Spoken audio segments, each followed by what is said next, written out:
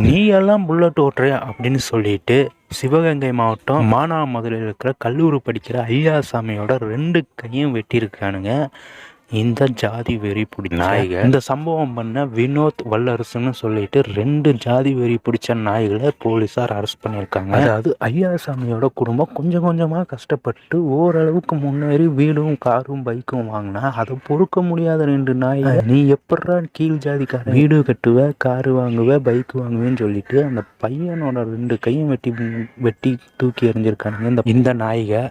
பாதிக்கப்பட்ட ஃபேமிலி என்ன சொல்கிறாங்க, நாங்கள் வீடு கட்டினதுலேருந்தே இவங்க 2 பேர் காணில் தான் சுற்றிட்டு இருந்திருக்கானுங்க. அப்போவே எங்களுக்கு தெரியும் இவங்க ஏதாவது ஒரு சம்பவம் பண்ணுவானுங்கன்னு. அது மட்டும் இல்லாமல் அந்த பையனோட கையை வெட்டினதுக்கப்புறமா கையோடு அவங்க வீட்டையும் அடித்து நொறுக்கியிருக்கானுங்க. ஏண்டா உங்களை விட தாழ்த்தப்பட்ட ஜாதிக்காரனும் கீழவே இருக்கணும், மேலே வந்துடக்கூடாது. மேலே வந்தால் வெட்டு குத்து அடித அருவாள் கொலை. தட்டி கேட்க வேண்டிய பொதுஜனங்களை அப்படி பொத்திட்டு போறதுனாலதான் இது இந்த நாட்டினுடைய சாவக்கடியா. பிஎஸ் ஒரு படத்துல சரியா சொன்னார், இந்த நாடும் நாட்டு மக்களும் நாசமாய் போகட்டும்.